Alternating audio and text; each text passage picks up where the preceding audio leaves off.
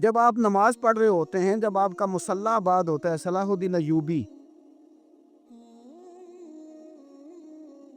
ایک بزرگ سے ملاقات ہو گئی، بیت المقدس پر قبضہ تھا عیسائیوں کا، تو صلاح الدین بڑے پریشان تھے۔ وہ بابا جی کہنے لگے پتر کیا ہوا؟ کہنے لگے حضور پتہ چلا ہے دشمن کے 2 بحری بیڑے اسلحہ لے کے آ رہے ہیں۔ مسلمان پہلے ہی کمزور ہیں، اور اب اگر 2 بحری بیڑے اور آ گئے تو حضور مسئلہ بن جائے گا۔ تو میں پریشان ہوں کہ کس طرح یہ کم مسئلے والی ہماری فوج ہے کیسے مقابلہ کرے گی۔ تو بابا جی کہنے لگے پتر اس طرح کرنا، آج رات تو بھی دعا کرنا اور میں بھی کروں گا، تو بھی دعا کرنا، آپ ناراض نہ ہونا، ہم تو پیروں والے ہیں، ہم تو پیروں کے نوکر غلام ہیں، ہمارا تو گزارا ہی نہیں، ہمیں تو ملتا ہے سارا کچھ وہاں سے۔ پھر میرا سوال یہ ہے کہ تعویذ لینے جاتے ہو نفل کیوں نہیں پڑھتے؟ رات اللہ اللہ کیوں نہیں کرتے؟ یہ بھی تو ہمارے بزرگوں کا ہی طریقہ ہے، انہوں نے تو ہمیں سکھایا ہے۔ صلاح الدین ایوبی سے بزرگوں نے کہا کہ رات آج نا اللہ اللہ کرنا، تو میں تیرے لیے دعا کروں گا، تو بھی دعا کرنا۔ تو بندہ جب دکھی ہوتا ہے تو سجدہ کرتا ہے، تو پھر ہی تو مصلی بھیگ جاتا ہے، پھر ہی تو مزہ آتا ہے۔ سکھی بندہ تو کعبے جا کے نہیں روتا، دکھی تھے، تکلیف تھی، تو سر رکھا سجدے میں تو تڑپ گئے۔ اور وہ بابا جی کہتے ہیں میں مسجد آیا تو صلاح الدین چیخے مار کے رو رہا تھا اور کہہ رہا تھا مالک میں کوئی اپنی شان کے لیے تو نہیں نہ لڑ رہا، اللہ کو میں کوئی قبضوں کے لیے تو نہیں لڑ رہا، مالک تیرے لیے لڑ رہا ہوں، مجھے بے آبرو نہ کرنا، میری مدد فرمانا۔ کہتے ہیں میں آیا تھا کہ مسجد میں دعا کروں گا، پر صلاح الدین ایوبی کو روتے دیکھا تو میں لوٹ گیا۔ تو سویرے صلاح الدین ملے تو بڑے خوش تھے، میں نے کہا پتر کیا ہوا؟ کہنے لگے حضور وہ بحری بیڑے 2 آ رہے تھے نا اسلحہ لے کے، دونوں ڈوب گئے پانی میں ڈوب گئے۔ تو بابا جی کہنے لگے صلاح الدین وہ پانی میں نہیں ڈوبے، وہ تیرے آنسوؤں میں ڈوب گئے، وہ غرق ہو گئے، وہ جو تو نے مصلی آباد کیا تو وہ تیرے آنسوؤں میں ڈوب گئے، وہ غرق ہو گئے، وہ تباہ، اتنے قیمتی تھے تیرے آنسو کے بہا لے گئے دشمن کے بحری بیڑوں کو۔ میرے بھائی ٹھیک ہو گیا جی، میرے عزیز سمجھ لیں اس بات کو ہمیشہ کے لیے، اور اس پر غور کرنے اچھے طریقے سے کہ میرے رسول کریم سید عالم صلی اللہ علیہ وسلم نے نا ہماری توجہ دلائی، حضور نے ہمیں بتلایا، ہمارا ذوق بڑھایا عبادت کی طرف۔ ایک صحابی تھے حضرت ابو فاطمہ رضی اللہ تعالیٰ عنہ، یہ ترمذی شریف کی حدیث ہے۔ نبی پاک علیہ السلام نے فرمایا ابو فاطمہ قیامت کے دن مجھ سے جلدی ملنا چاہتے ہو کہ دیر کے ساتھ؟ تو کہنے لگے حضور کون ہوگا جو دیر سے ملنا چاہے، ہم نے تو جان دے دی وعدہ دیدار پر۔ اعلیٰ حضرت فرماتے ہیں جان دے دی وعدہ اور نقد اپنا دام ہو ہی جائے گا۔ مجھے لگتا ہے کہ یہ سودا نقد و نقد ہو جانا ہے، کیونکہ ہم نے جان دے دی وعدہ دیدار پر۔ آپ نے وعدہ کیا تھا کہ مریں گے تو پھر زیارت ہوگی، تو مر گئے ہم زیارت کی خاطر۔ جان دے دی وعدہ دیدار پر، تو نقد اپنا دام ہو ہی جائے گا۔ اے رضا ہر کام کا ایک وقت ہے، دل کو بھی آرام ہو ہی جائے گا۔ تو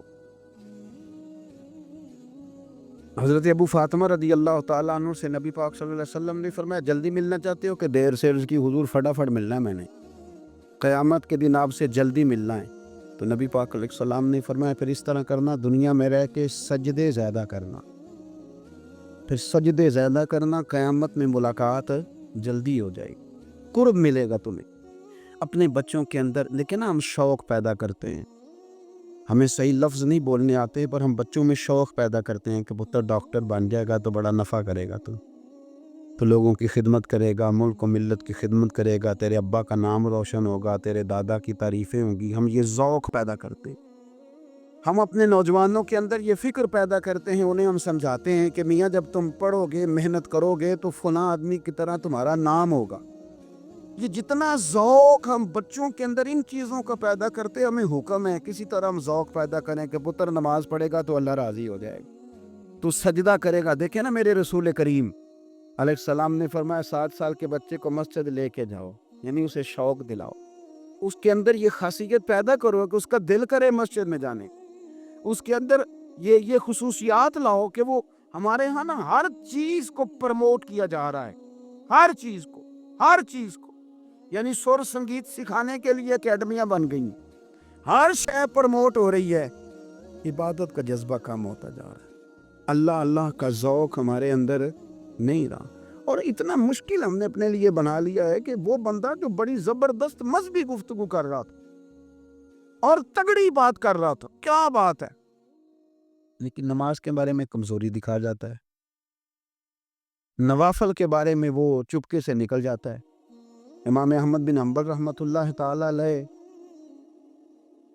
مسند امام احمد بن حنبل 14 جلدوں میں ہے مارکیٹ میں، اور مجھے تو خیر پسند ہی بڑی ہے، میں نے تو کئی دفعہ پڑھی ہے، اور کیا بات ہے امام احمد بن حنبل کی، کیسے تگڑے قسم کے محدث تھے، اور اللہ نے کتنا انہیں اعزاز عطا فرمایا ہوا تھا، یہ کوڑے بھی کھاتے تھے دین کی خاطر، سارا کرتا لہو سے بھر بھی جایا کرتا تھا، بڑا اعزاز والا شخص تھے، بڑے اعزاز والے، حدیثیں جمع کرنا، حدیثیں لکھنا، حدیث پڑھانا، سارا دن رہتے تھے، کہہ سکتے تھے کہ میں کر تو رہا ہوں کام، اور حدیث بھی موجود ہے کہ عالم عابد سے افضل ہوتا ہے، پر اس کے باوجود امام احمد بن حنبل رحمۃ اللہ علیہ 300 نفل فرض نمازوں کے علاوہ پڑھا کرتے تھے، 300 نوافل روز پڑھا کرتے تھے۔ ان کے بیٹے نے کہا ابا جی مکان خریدنا ہے تو کوئی جگہ کہاں کر کے لوں، بہت ساری آبادیاں، تو فرمایا پتر وہاں لینا جہاں مسجد قریب ہو۔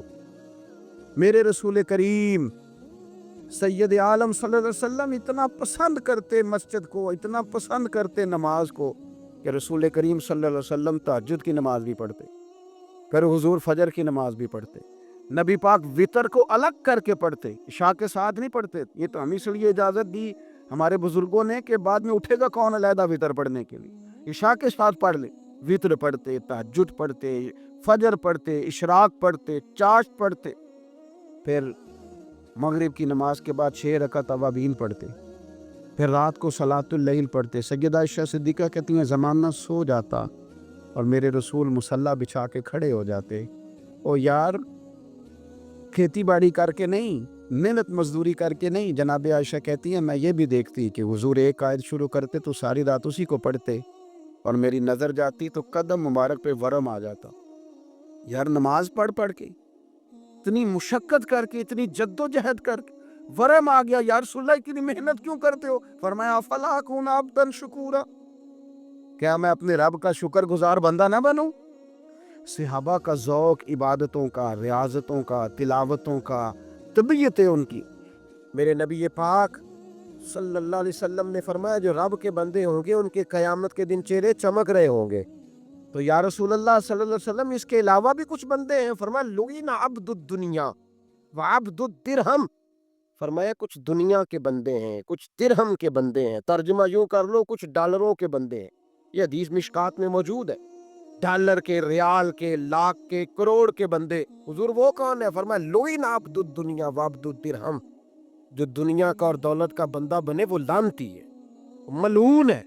یہ خدا کا بندہ رہا ہی نہیں، یہ پیسوں کا بندہ بن گیا ہے، دولت کا بندہ بن گیا ہے، اس کا معیار بدل گیا۔ حضرت سالم بن عبداللہ بن عمر، حضرت عمر فاروق کے پوتے تھے، کعبے کا طواف کر رہے تھے، طواف مکمل ہوا، 8واں استلام کر کے مقام ابراہیم کے پاس نماز پڑھنے لگے تو خلیفہ وقت کا آ گیا، گورنر، السلام علیکم کے بعد اس نے فوراً بات چھیڑی، کہنے لگا حضور کوئی حکم ہو تو بتائیے گا۔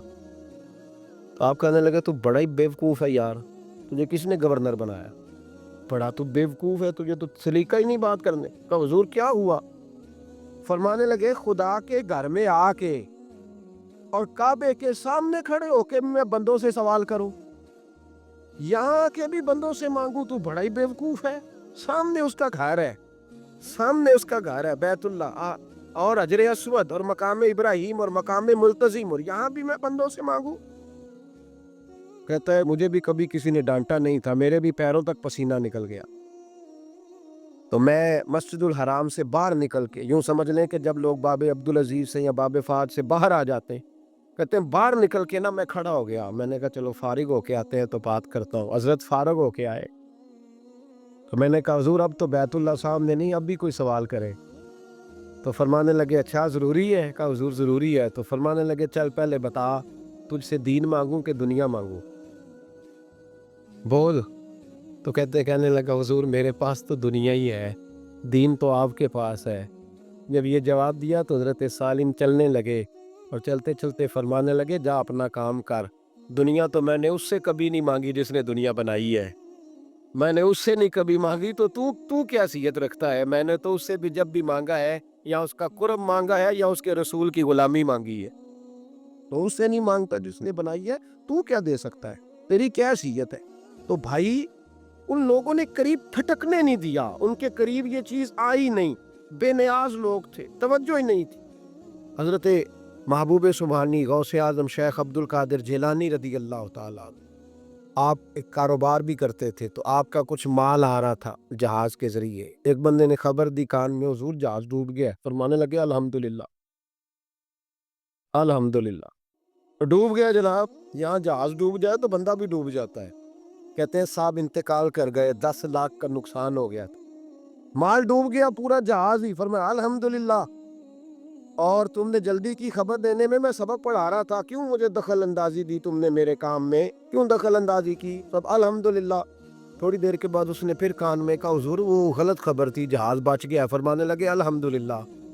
پھر شاگردوں سے کہنے لگے میرا چہرہ دیکھ رہے تھے پہلی خبر کے بعد بھی، اس خبر کے بعد بھی؟ کہا حضور دیکھ رہے تھے، فرمایا کوئی تبدیلی تو نہیں آئی؟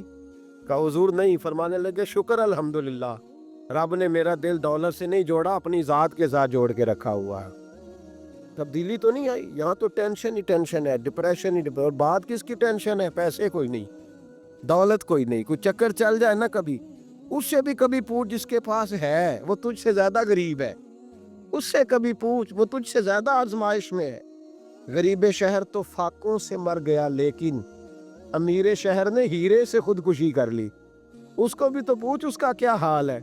دانش منداں دا کم نہیں، دل دنیا نہ لانا، اس ووٹی کئی خامد کیتے، تے جو کیتا سو کھانا، یہ تو کام ہے اس کا، بڑے آئے بڑے چلے گئے، بڑے آئے بڑے نکل گئے، توجہ ہی نہیں، مزاج ہی نہیں۔ حضرت مولا علی شیر خدا، علی المرتضی، امام الاولیاء، صاحب صدق و صفا، داماد مصطفیٰ صلی اللہ علیہ وسلم، اسد اللہ، حضرت علی شیر خدا رضی اللہ تعالیٰ عنہ کوفے کے چوک میں کھڑے تھے، تو کہہ رہے تھے یار میری نہ طامت پرانی ہو گئی ہے، یہ میں نے زرہ بیچنی ہے، کوئی بندہ مجھ سے خرید لو تاکہ میں نئی طامت لے لوں۔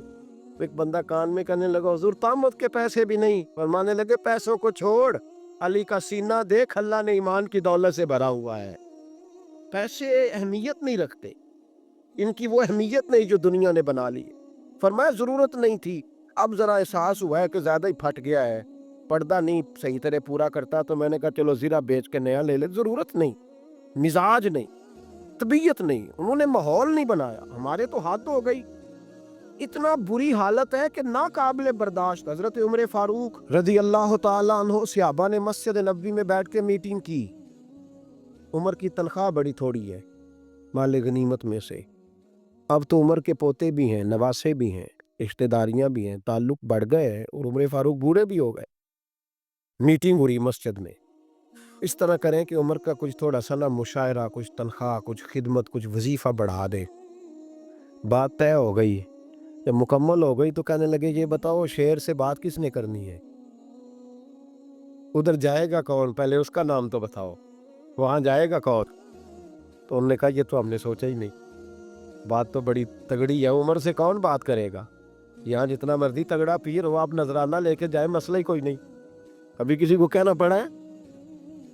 تو کہتے ہیں جناب کون بات کرے گا؟ تو ایک صحابی کہنے لگے کہ حضرت عمر رضی اللہ تعالیٰ عنہ کی جو صاحبزادی ہے نا حضرت حفصہ رضی اللہ تعالیٰ عنہ، وہ ام المومنین بھی ہیں، حضور علیہ السلام کی زوجہ ہے، مومنوں کی ماں ہے، ان سے کہتے ہیں، اور ان کے والد بھی ہیں۔ تو حضرت حفصہ سے کہا، تو جناب حفصہ چل کے گئی حضرت عمر کے پاس، جا کے کہا ابا جی ایک بات کرنی تھی۔ انہوں نے کہا بیٹے کرو، تو ان کو بھی پتا تھا نا جاہو جلال کا۔ کہنے لگے ابا جی مسجد نبوی میں صحابہ کی میٹنگ ہوئی ہے، ایک ہی محلے میں ایک ہی شہر میں لوگ رہتے ہیں، تو ایک دوسروں کی خرچوں کا، ضروریات کا پتہ ہے۔ کہتی ہے میں نے پس منظر سارا کر کے بات کی، میں نے کہا سب کو پتہ ہے کہ آپ کے خرچے بڑے بڑھ گئے ہیں، تو مجھے نا انہوں نے حضور کی زوجہ سمجھ کے، قابل احترام سمجھ کے میری ذمہ لگایا ہے کہ تھوڑے سے پیسے آپ کے بڑھانے ہیں۔ تو حضرت عمر فاروق رضی اللہ تعالیٰ عنہ کے صاحبزادی کہتے ہیں عمر کو اتنا جلال آیا کہ اٹھ کے کھڑے ہو گئے، کہنے لگے افسا ان لوگوں کے نام بتا، میں انہیں دروں سے ماروں گا اور اس طرح ماروں گا کہ ان کی کمر پہ نشان پڑے، ان کی کمروں پہ نشان پڑے، اس انداز میں درے ماروں گا کہ مجھے زخم نظر آئے۔ ابا جی اتنا جلال کس بات کا، سادی سی بات ہے۔ تو سیدنا عمر فاروق رو پڑے، کہنے لگے سادی سی بات ہے، میرے لیے مسجد نبی میں بیٹھ کے میٹنگ ہوتی رہی کہ عمر کو دولت دینی ہے، لوگوں نے یہ مجھے سمجھ لیا، مسجد نبی میں بیٹھ کر میرے لیے یہ میٹنگ ہوتی رہی کہ عمر کو پیسے دینے ہیں، اس کو دولت کے ساتھ ہم نے نواز رہے، مسجد نبی میں میرے لیے کس کو یہ جرت ہوئی؟ فرمایا حفصہ کاش کہ تو میرے پاس پیغام لے کے نہ آتی، کوئی اور آتا اور پھر میں اسے دروں سے مارتا۔ حضرت حفصہ کہتی ہے میں خاموش ہوئی تو میری طرف دیکھ کے فرمانے لگے بتا نا، تو نبی پاک کے گھر میں رہتی تھی، میرے مصطفیٰ کا طریقہ کیا تھا، کرنا بات اس طریقے پہ میرے ساتھ گفتگو کر۔ حضرت حفصہ کہتی میں رو پڑی، میں نے کہا ابا جی غلطی ہو گئی، آئندہ نہیں کروں گی۔ بھائی معیار بنایا ہوا تھا، آپ یقین کریں ہمارے تعلقات آپ شادی پہ دیکھ لیں، جو غریب رشتہ دار ہے اسے کون منانے جاتا ہے، لیکن ساری برادری کٹھی ہے اس کے دروازے پہ بیٹھی ہے، جس نے آنا ہے تو کچھ لے کے آنا ہے، ہر چیز دولت میں تو لے گی، معیار ہی دولت بن گیا ہے، مقصود ہی دولت بن گیا ہے۔ اس پیسے نے، اس دنیا داری نے، دنیا دار پجاری زردے کتے اندھے گل ٹلی ہو، اتنا سخت رویہ لوگوں نے اپنا لیا، رشتوں کا تقدس نہیں رہا۔ ایک مجلس میں نے ایسا رنگ بھی دیکھا، ایک ایسا شخص جسے میں ذاتی طور پہ جانتا ہوں کہ عالم بھی ہے، پرہیزگار بھی ہے، نیک بھی ہے، وہ بھی بیٹھا تھا اور اس کے ساتھ ایک سیٹھ بھی بیٹھا تھا، لیکن جو لوگوں کا عقیدت کا رشتہ اس درویش کے ساتھ ہونا چاہیے تھا وہ سیٹھ کے ساتھ تھا۔ تو میں غور کر رہا تھا کہ یار قوم کا ذہن کس طرح کا ہو گیا، صرف اس کے ہاتھ میں پیسے، دولت مند ہے، اس آدمی کی درویشی بھی گئی، علم بھی گیا، تقویٰ بھی گیا، صرف پیسے نہیں ہے اس کے پاس تو وہ کونے میں لگا ہوا ہے اور اس سے لوگ بچ بچ کے سلام۔ اور میں کہا کرتا ہوں عقیدت کا پتہ چلتا ہی تب ہے جب اجتماع ہوتا ہے، اکیلے درویش بیٹھے ہیں تو سب جھک کے سلام لیتے ہیں، اور جب وہ 2 MNA کے بیچ، 3 MPA کے بیچ، 5-7 سیٹھوں کے بیچ بیٹھے گا پھر تیری عقیدت کا پتہ چلے گا، پھر پتہ چلے گا تیرا اللہ کے بندے سے رشتہ کس طرح کا ہے اور دولت کے بندے کے ساتھ رشتہ کس طرح ہے۔ ہمارے رویوں کے اندر یہ فرق ہے کہ ہم اس وقت آدمی کو تولتے ہیں کہ اس کے پاس دولت کس طرح کی ہے۔ وقت کے امیر تھے حضرت عمر بن عبدالعزیز، توجہ ہے میری بات پر، حضرت عمر بن عبدالعزیز بادشاہ تھے۔ اب ہم لوگوں نے بھی بچوں کا بہانہ لگایا ہوا ہے نا، بس جی وہ میں چاہتا ہوں بچوں کا کچھ بن جائے، تو بچے بالغ ہو گئے تو کرا نہ رجسٹریاں ان کے نام، فارغ ہو جاؤ، آ جاؤ مسجد میں چھوڑو، لیکن پھر بھی کنجیاں دینے کو دل نہیں کرتا، پھر بھی بابا جی کی پیالیوں سے مرنے کے بعد پیسے نکلتے ہیں، پھر بھی ان کے تکیے کے بیچ سے بھی کچھ وہ نوٹ نکل آتے ہیں جو اب چلتے بھی نہیں، گزر گیا زمانہ، یہ لگتے ہی نہیں، بزرگ ناراض نہ ہو جائیں، لیکن جو بات کر رہا ہوں بہرحال اس کے پیچھے کچھ پس منظر ہے، یہ بھی بہانہ ہے، بینک بیلنس اپنے نام، زمین جائیداد ساری اپنے نام، اور کمائی کس کے لیے کر رہا ہے؟ بچوں کے لیے۔ نام کس کا لے رہا ہے؟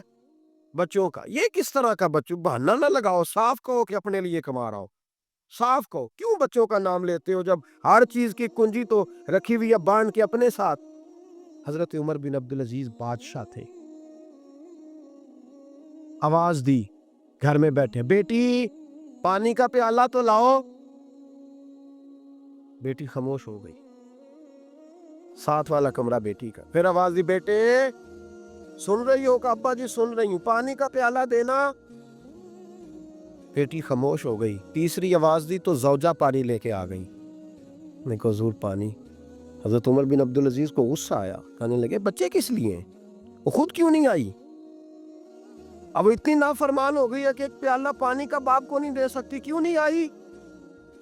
تو زوجہ کہنے لگی چلیں درگزر کریں۔ اس نے کہا ابا کو نہیں بتانا، پی لے۔ کیوں نہیں بتانا؟ بتاؤ کیوں نہیں آئی؟ میں نے اس کو پکارا تھا، تمہیں پکارتا تو تم آتی، تمہیں بتانا پڑے گا۔